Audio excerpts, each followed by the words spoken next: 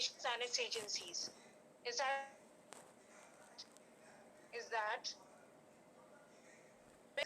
you have to prepare a project on the Union Parliament, making it very clear these two should be different projects. One is of history and one is of civics. Is that clear? Now, next, let me start with your history. First chapter, right? First chapter. I hope all of you have your children. Please have patience. Please have patience. First, listen to me, everyone. Please have patience. Listen to me. I want to explain the lesson. I want to explain the lesson first. That is Indian National Movement, Section A. I hope all of you have your book, right? Please carry your book along with you. First War of Independence. First War of Independence.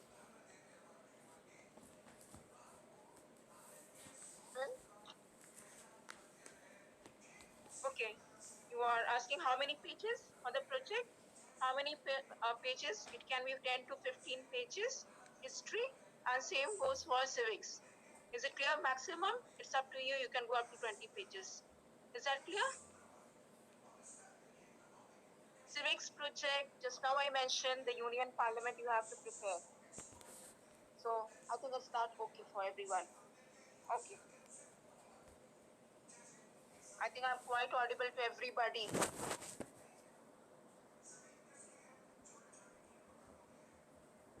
Now let me start with your history. First chapter. Okay, you want me to repeat? You want me to repeat? That is history project. I'm repeating again. Revolt of 1857. United Nations and its agencies. You have two topics, right? Given in the school site. So here you have to prepare only one. You have to prepare and its agencies. Agencies here means that whatever you have certain agencies mentioned in your book, you will write down those. Is that clear? Next. Civics, you have Union Parliament, so that's the only topic given, so you will prepare on Union Parliament. Now, how many pages? You're going on asking me how many pages? That is 15, 10 to 15, and it's up to you if you want to write down till 20 pages, right? Not more than that. Not more than that. I already have sent the format to you. Those who are there with me in class 9, they must be knowing how to write the project. Are you getting me? Now, so many times you are asking me to repeat. Repeating again, Revolt of 1857, Revolt of 1857, or United Nations and its agencies. Any one you will work on, right? There are two different projects. One is of history and one is of civics. Now, next question you're asking, file page or any other page. See, now we are under crisis. So if you have file page, well and good. Otherwise, if not, please arrange for some pages and you can prepare the project. Is that clear now? Next thing about the project, as the school opens, I think you will get some time. I will give you some time. You can stick the pictures, you can get the printouts, you can stick the pictures, and then you can submit your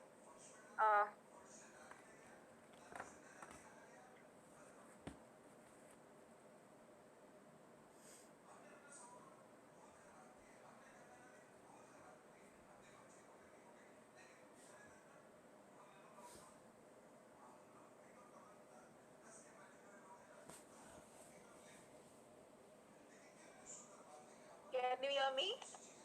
Now, I think project is enough for you to understand. Right, okay. Yes, I said 10 to 15 pages, but 10 should be there. Okay? 10 to 15. And if you're running short of the material, you want to write more, you can exceed up to 20 pages. Now next, let me start. I want to explain you the topic. Now see, this is Abhinav Kumar Singh. He's asking about the topic, civics topic. See, the topics are mentioned in the school site. That is the Union Parliament, first chapter of your civics. Is that clear?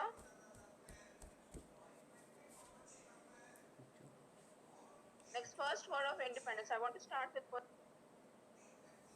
chapter.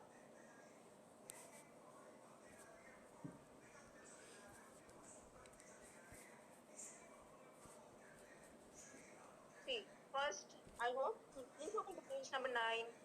Open to page number 9, everyone. Open to page number 9 of your lesson.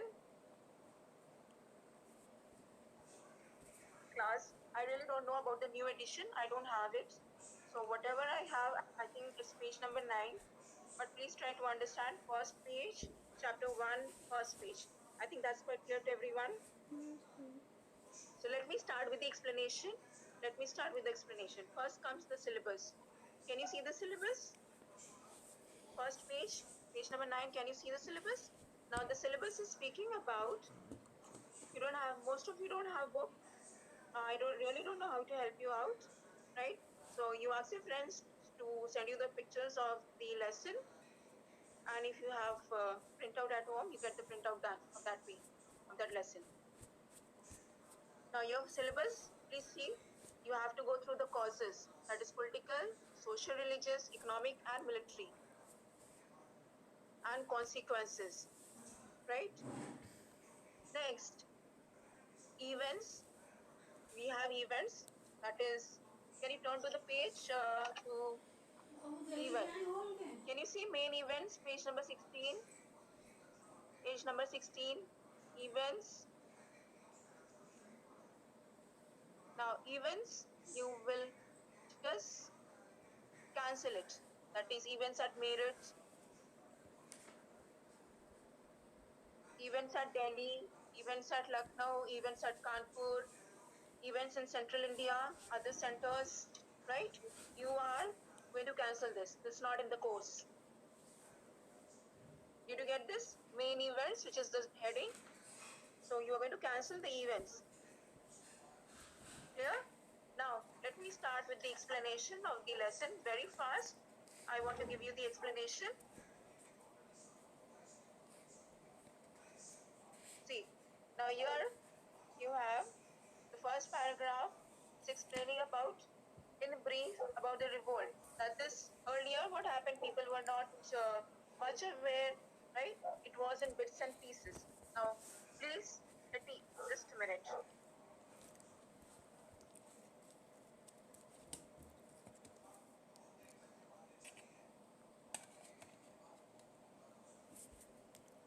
I'm asking you, come to the fifth, sixth line, can you see?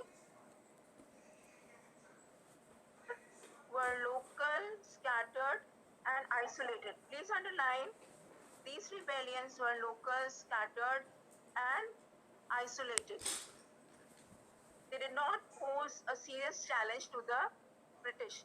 Nonetheless, these revolts established a local tradition of struggle against the foreign rule. Now, this is the answer of question number 1. Short questions. That how was the rebellion earlier? That is the rebellion, right? The nature of the revolt against the British before the first war of independence. This is the answer, that these rebellions were local, scattered, and isolated. First paragraph of your lesson. First paragraph of your lesson. First paragraph. Come to the 6th, 7th line, that these rebellions were local, scattered, and isolated. Did you get the answer? Now, next, come to short question. I'm going through the short questions along with the lesson, okay? Why was the War of Independence, okay? War of 1857, second question. Hailed as the first War of Independence. Why it is called so? You have the second paragraph. The introduction, second paragraph. The culmination of such opposition to British rule came with the first War of Independence in 1857, in which millions of peasants, artisans, and soldiers participated. It shook the British government to its very foundation. Right. So, I'm just explaining. Maybe if you have missed, that's why I'm giving you the answers. So, scattered and isolated. Okay, someone is asking me scattered and isolated rebellion. Now, scattered and rebellion, for example, someone fighting in one corner of India and somewhere in the other corner of India. So, it was all scattered. in bits and pieces, right? Isolated means in isolation. So there was not, or if I say gathering together against the British. Next, I start with the causes of the First War of Independence. Right. Causes of the Second War of Independence. Now here, I will be moving very fast. Now someone is asking, what is rebellion? Now rebellion means to revolt. That is going against the British. Going against the British. Rebellion in general, it means revolt. Right? Going against them. Now causes of the First War of Independence. Now causes, you have political causes. Please go through this paragraph. That together, what do we see from 1757 to 1857? Please be alert, okay, as I'm going through it. Were marked by British conquests and rapid expansion. So Britishers during this time, from 1757 to 1857, they were great to expand.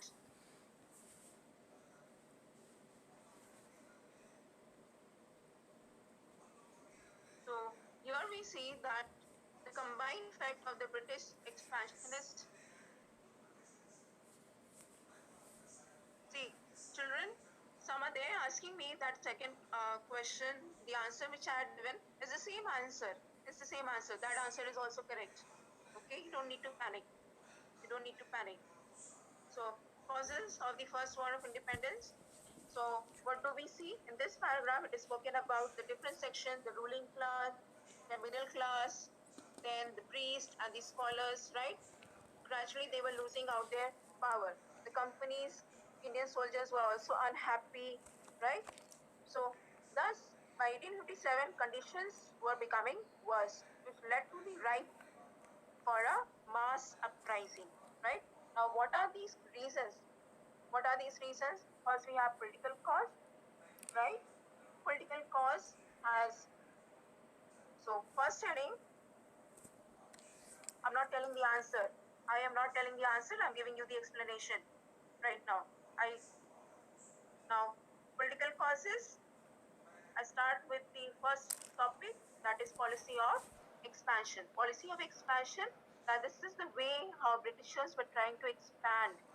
The Britishers were trying to expand their territories or get foothold over India, right? So how they were trying to get the whole of India under their control. First is by outright wars, right? That is through wars. The wars are mentioned over here. First one, if you can see in italics, the Battle of Buxar, 1764. Please have a book in front of you. Turn to the page, right? Then through Anglo-Mysore War, you can see in italics, it's all mentioned. Third Anglo-Maratha, then second Anglo-Sikh War. So through all these wars, they try to consolidate, right? Getting Mysore under their control, then getting the Sikhs also, then the Maratha territory also under their control, right? Through wars. Now next, come to point number B, by subsidiary alliance. Now what is the meaning of an alliance? The meaning of alliance, it means an agreement between two groups. Please write it down. Alliance, it means an agreement between two groups. That is, okay, someone is asking there, what is the meaning of outright war? Outright, that is through war, getting the territory of someone. Through war, getting the territory of someone. So these Britishers were trying to get the territory. Did you get me? Now, here some Indian states were brought under subsidiary alliance. Alliance, did you please write down an agreement between two groups? An agreement between two groups. Now, subsidiary alliance, that is, please underline, this was done by following the introduced by Lord Wellesley. Who was the person introduced? Underline over there, by Lord Wellesley. Please underline fast. So under this system, the Indian rulers agreed. So it was an understanding made between the British and between the Indian rulers, right? Between the Indian rulers. So this was an understanding. What was this understanding? It has been mentioned under A, B, C, D, and E. If you can see, A, they accepted the British as the supreme power. That is, Britishers, they accepted the suzerainty of the British, that the Britishers are going to control them. okay, coming under the control of the British or accepting the power of the British, right? Next one, surrender their foreign relations to the East India Company. That means that they would not have any kind of alliance with any other foreign company. Is that clear? So next, accepted a British resident at their headquarters and agreed not to employ any European in their service. So they would not be employing anyone, right? Any other person. So except a British, they accepted a British resident. That means the Britishers would be there, right? A British resident would be there in that particular territory or in that particular ruler's territory, right? With next one, agreed to maintain British troops at their own cost. So agreed to maintain British troops, that the British troops would be deployed under that Indian state, in that Indian state or in that Indian ruler, right? And who would take care of the whole British troop? That Indian ruler would take care. So it means over here that British troops at their own cost. Next, virtually lost their independence. So through this, what happened? Through subsidiary alliance, they lost their independence. So by 1857, practically, what do we see? Please now I want everyone to underline. By 1857, practically all the Indian states had either been annexed or had entered into alliance with the company. Did you get it, everyone?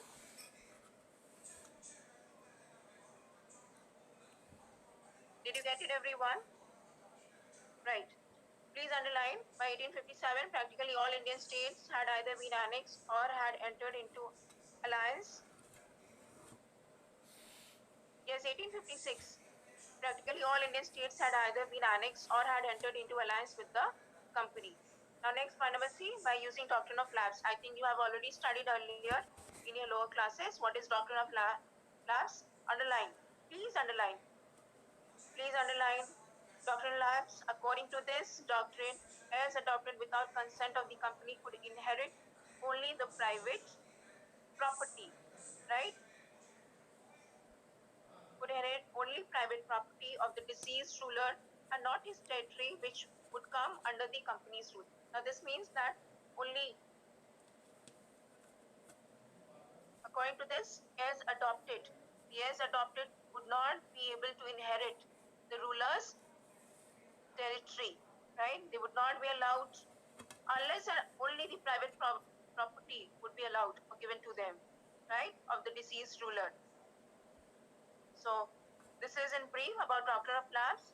Now, the victim of doctrine of lapse was Jhansi. If you have, you must be knowing the story all about it, right? So that is Rani Lakshmi Bai, right? Next one, please underline.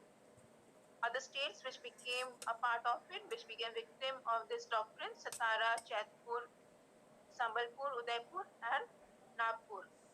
Please underline. It's very difficult. Please, if you don't have your book, just listen to me. If you don't have your book, please listen to me. Next thing, another important thing to children, I'm just telling you, you can go through the YouTube. There are certain very good, if I say, videos of the ICSC, right? And you can go through the videos to have a better understanding of this lesson, Revolt of 1857. Next, on the pretext of alleged misrule, D.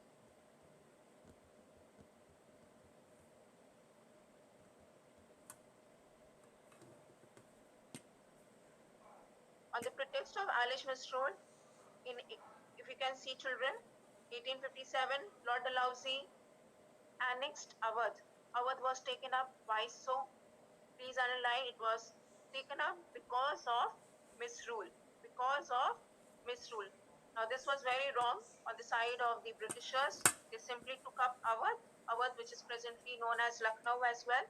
So it was annexed on the pretext of misrule. You have question at the back as well, that why was it annexed? So it was annexed on the pretext of misrule. I think you're getting that line, everyone, right? Can you see that line?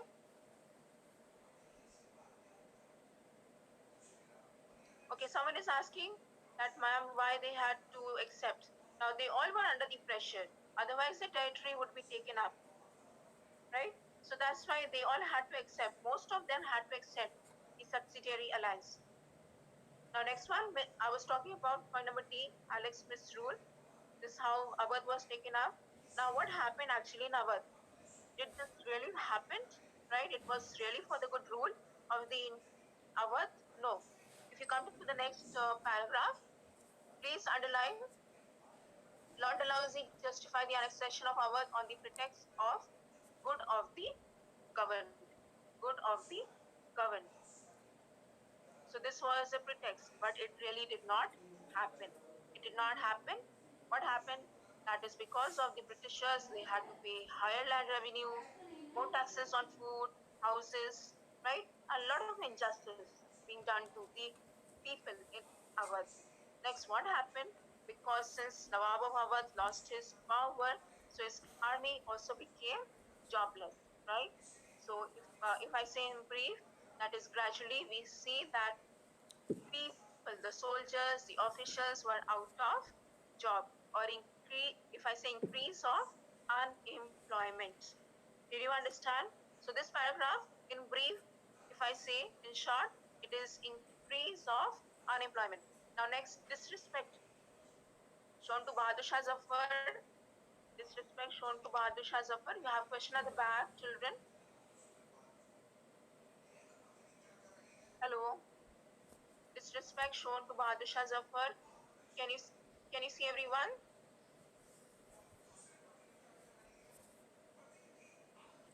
Bahadur Shah Zafar. Now, how disrespect was shown?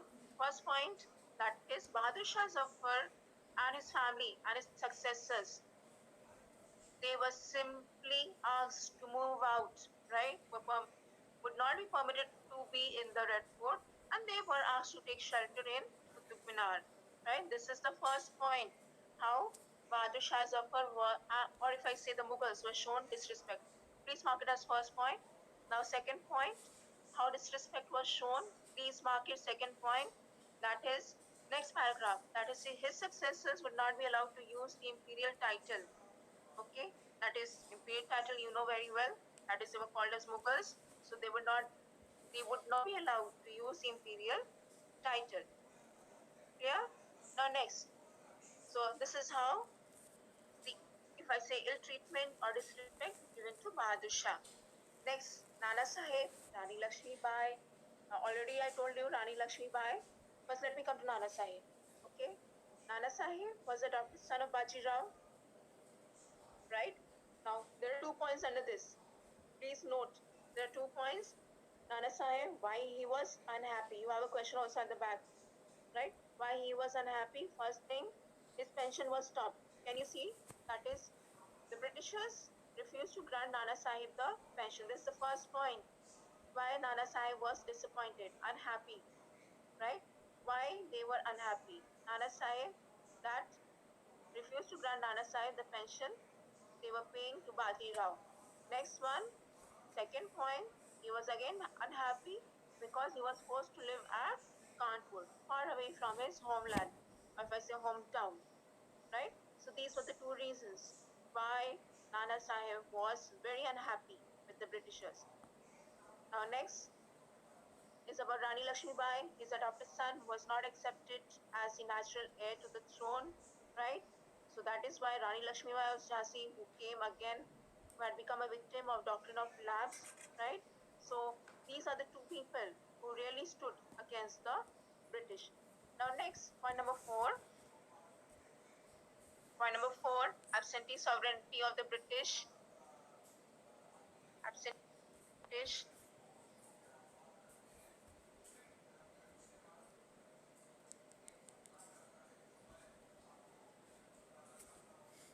Now here, absentee sovereignty of the British. Please note what is the meaning of absentee sovereignty. Sovereign means the ruler.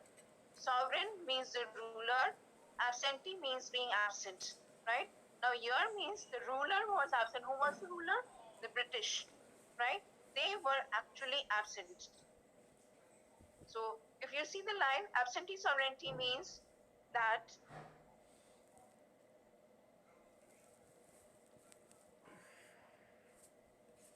absentee sovereignty means that the India was ruled by the British government from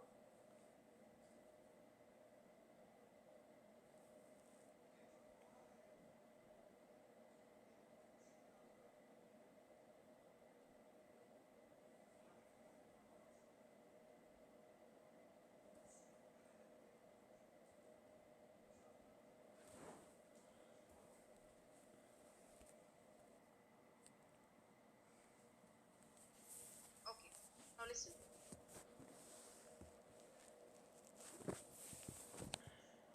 From England at a distance of thousands of miles, right? So this is the meaning of absentee, that from far away, from a far land, they were being ruled by the British. This made Indians very unhappy that from so far they are ruling upon us. Whereas this mention over here, that is the Mughals who had come to India, right? They stayed, they worked for India, and they really worked for the Indians, right? They continued. But whereas, what do we see? That is, these Britishers, they really did not do anything for us, right? So the revenues they collected from Indians were spent in India, the Mughals. But what did the Britishers do? In the case of Britain, the Indians felt they were being ruled from England, and Indians' wealth was being drained to England and not utilized for their welfare. Absent here means that Britishers were not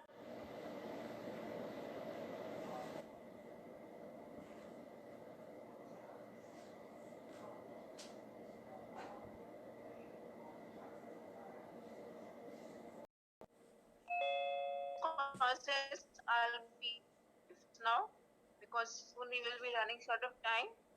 Social religious causes. First one, interference with social customs, right? What were these two important customs? They interfered, right?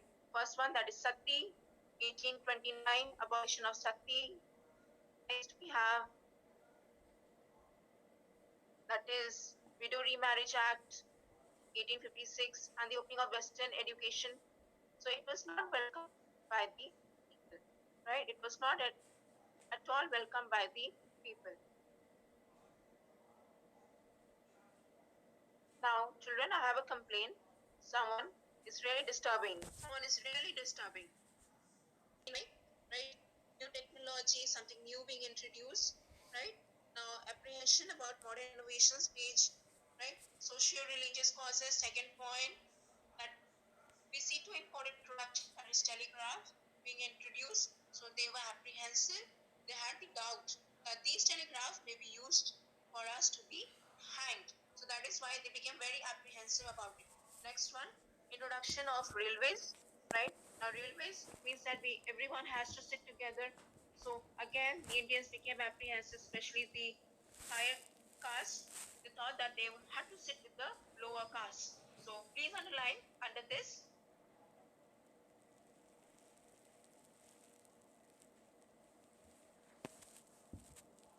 line, everyone. I'm just showing you my.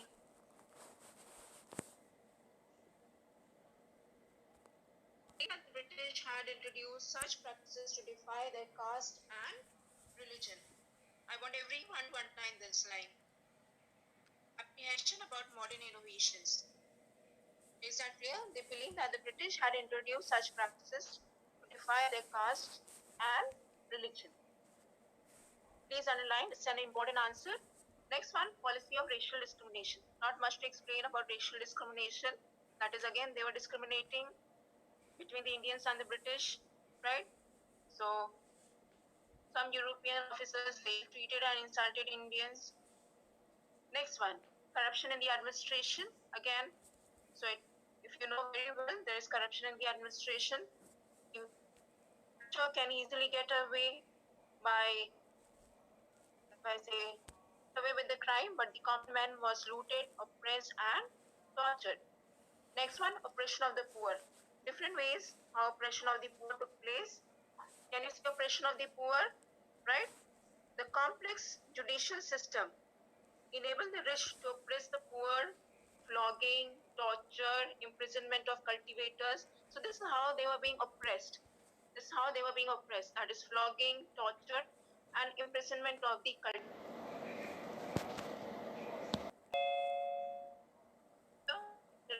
Were very, they did not interfere in the matters of the Indians. But gradually the Britishers began to interfere. If you can see the line, the British began to interfere with the local religious and social customs. They denounced idol worship and dubbed low beliefs as ignorance. So this is how the missionaries were becoming active, right? So gradually we see the activities also of the missionaries began to increase. Next one, fear regarding Western education. It was in two places where we see there was a fear. First thing, that is English was being introduced. First thing mentioned over here, English class in the Calcutta Madrasa, which really made the Muslims apprehensive, right? And we also see that English being introduced in the Banaras Sanskrit College. So they thought that their power was getting short. So they saw in it an attempt to discourage traditional Islamic and Hindu studies. Next, taxing religious places. Religious sentiments of the Indians were hurt by the official policy, right? So taxes, lot of taxes being extorted from the people. Law of property, that is Religious Disabilities Act of 1850 changed the Hindu law of property. Are you getting me, everyone?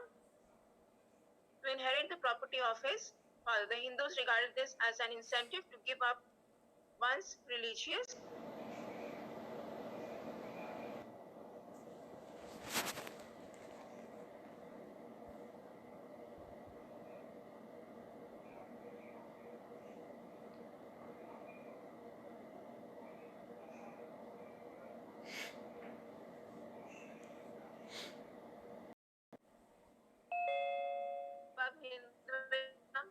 And then some other faith, then only I shall be, yes, be allowed to take up my property. Now next you have economic causes. Can you see economic causes?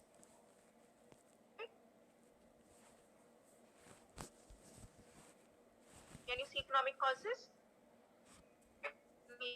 How exploitation went on. Agriculture in India was made an economic colony to serve the interest of the industrial England. Next, India was made to accept ready-made British goods either duty-free or at nominal deals. This is how exploitation went on. That India was forced to export her goods at a cheaper rate to England, whereas raw, so they were selling out. They were selling, or if I say Britishers were buying at a very cheaper rate raw materials like raw cotton, raw silk. The, the British industries needed urgently. It was all because of Industrial Revolution which had started, right? So India was, but on the other side, when goods came from Britain, they were cheaper and they were made to accept the British good either duty free or at nominal duty. Now, let me come to drain of wealth. Please underline this line. Please underline the transfer of wealth from India to England, for which India got no proportionate economic return. It's called drain of wealth. So India was not getting any proportionate return from the taxes or from the revenue which was being given by the Indians.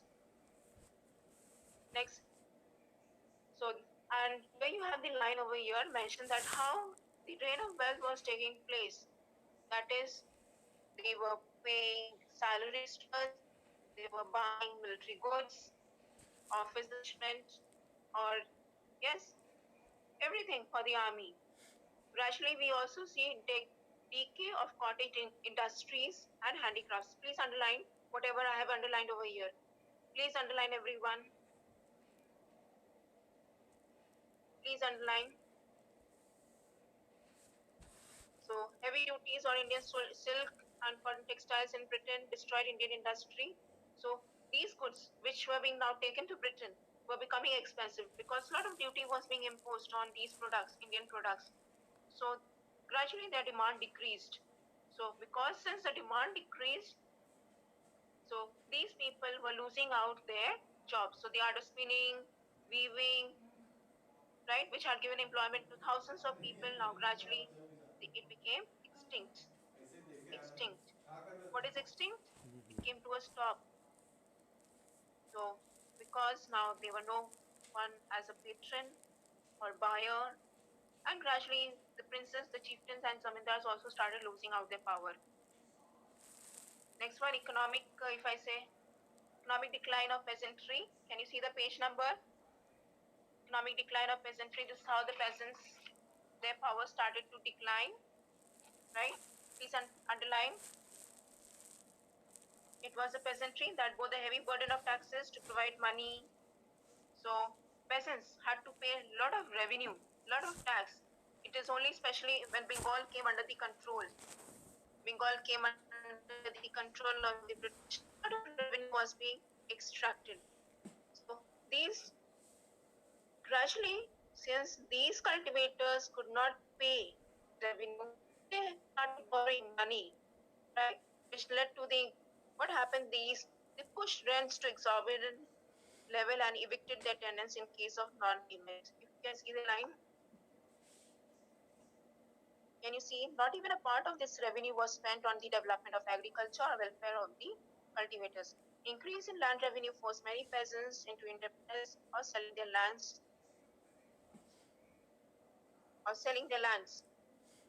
and gradually they were in the clutches of the money lenders. Can you see money lenders? So these new landowners had no concern for the peasants. Next, growing unemployment. So gradually, if you can see, if we conclude everything, that is, we see employment started to grow. Employment started to grow. That is, the traditional rulers, since they could not help out those scholars, the preachers, the artisans, right, whom they had patronized for so many years.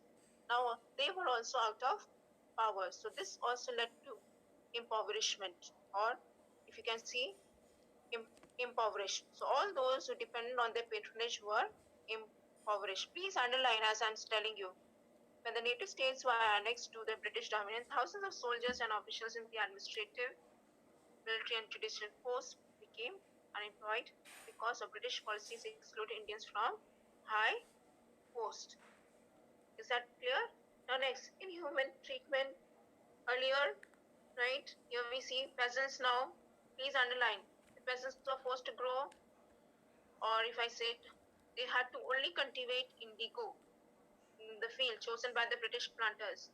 And if they planted anything else, their cattle were carried and they all were punished. Next is, this is also poverty and famine. If you can see, this is also one of the reason, increase of poverty or impoverishment. So British economy, that is, take care of indigenous industry. Indigenous means Indian industries. Indigenous means Indian industries, urban industry. It started to decline. Next, a lot of taxes being imposed, right? Agriculture came to stagnation, right? So all these led to poverty, and further this poverty increased because of famines. Famine ravaged the country in the second half of the 19th century.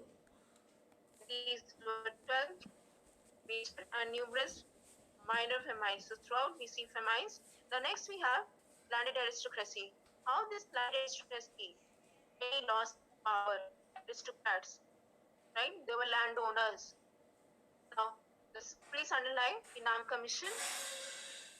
Please underline Inam Commission. Please underline this whole thing. Underline. So, through Inam Commission, the Britishers asked these aristocrats, these landed aristocrats, to show their people, to show their titles, if they are really the owners of those lands. So it really became very difficult for these people to show the title deeds, because for so many years they had been holding that land. and they did not have any kind of paper to show the Britishers. So at the end, the lands were confiscated. Next, you have military causes. Military causes, first point, ill treatment of Indian soldiers, General Service Enlistment Act. Now, ill treatment, I will not explain, it's very easy. They were poorly paid, ill-fed, badly housed. They were not treated properly. Now, you have a question at the back, short question also, about General Service Enlistment Act. Through this, the soldiers were sent to overseas on duty. They were forced to be on duty on the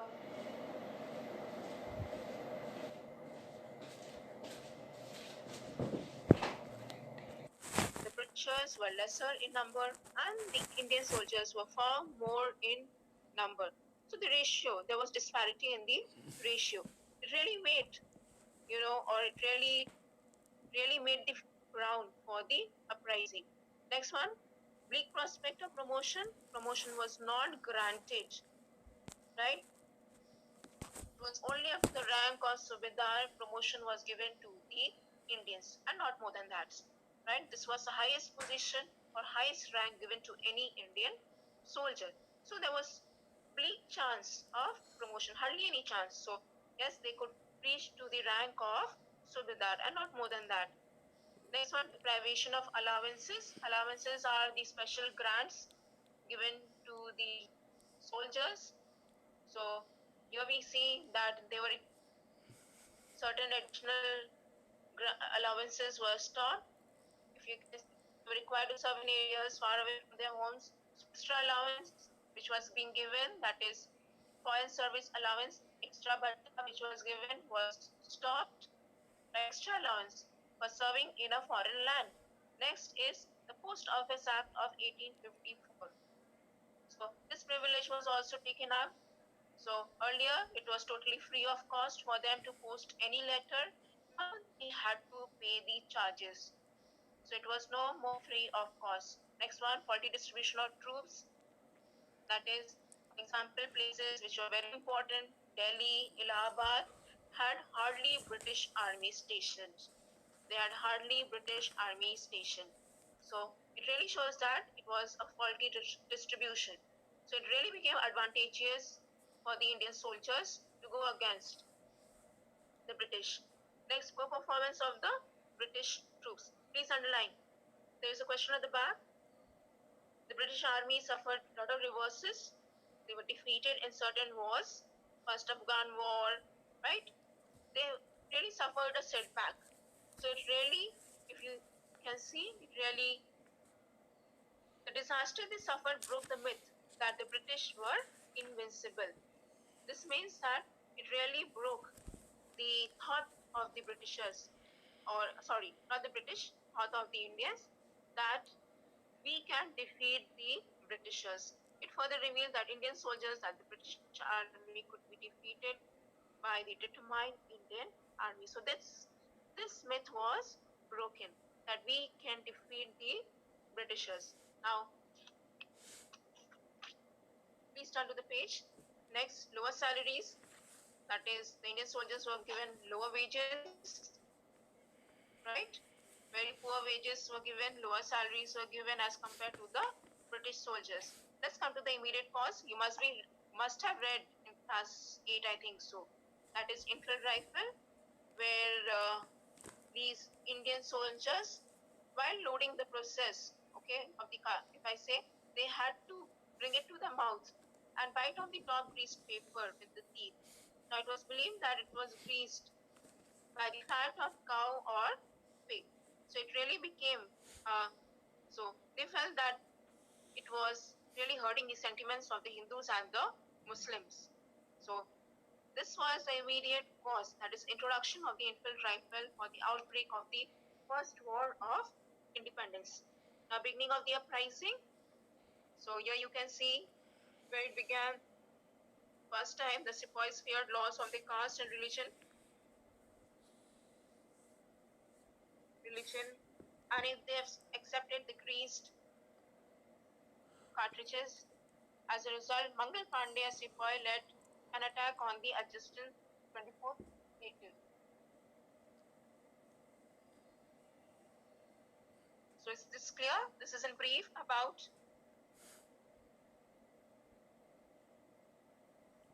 okay.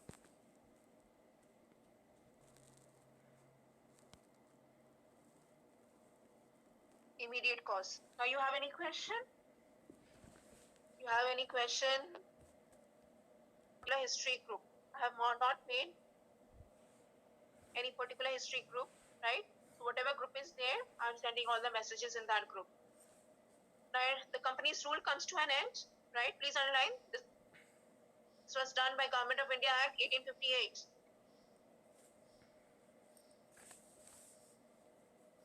1858, which had the following provisions. Please go through the provisions. Please go through the provisions. That is transfer of power to the British Crown, right?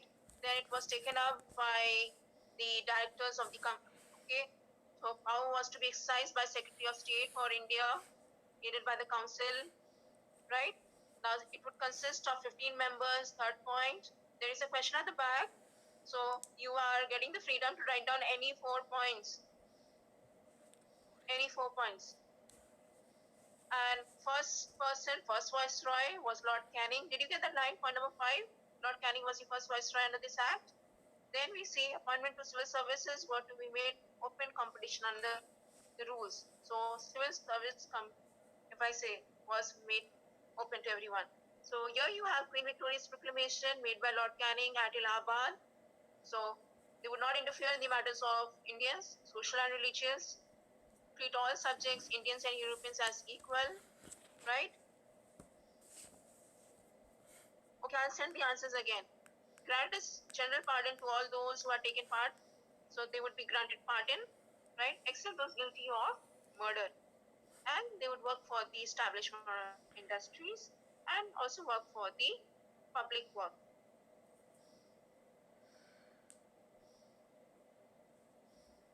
Next one, end of Mughals and Peshwa were deported. What happens to the Mughals? He was deported.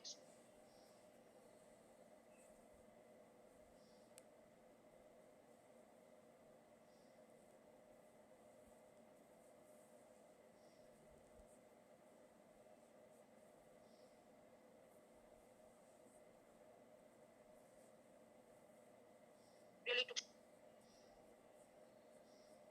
please, children, since class is about to end, go through it. Relaxation with the princely states. This is also one of the answer. Relaxation, how princely states, annexation, and the doctrine of lapse came to an end. Yes, it's okay. You can write down only structured answers. I have no issue.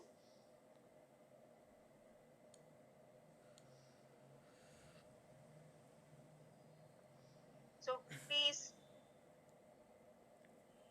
go through this. Next, policy of divide and rule, that is dividing the Hindus and the Muslims. They really understood, the Britishers understood the policy. So they started to divide the Hindus and the Muslims. Racial antagonism. What is racial antagonism? That is hatred. Okay. See, children, project is, you have so many questions. First, go through this. Page 19, I'm telling, go through all these points. Consequences of the war. Okay. Please go through this. Consequences. Racial antagonism, foreign policy, increased racial bitterness, religious changes.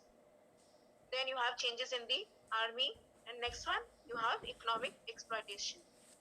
Please read once. Please read once, kindly. Next, rise of nationalism. So it was all because of Nana Sahib, Lakshmi Bai, Mangal Pandey. We also see rise of nationalism, and gradually it was because of the Britishers.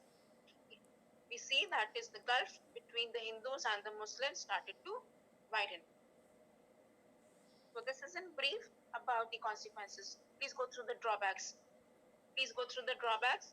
Now history and civics copy, you're going to divide the copy into two halves as usual, right?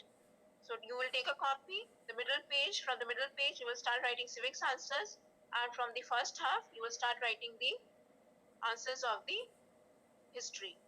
Is it clear? Okay. So this is in brief. Okay. Thank you, class, for today.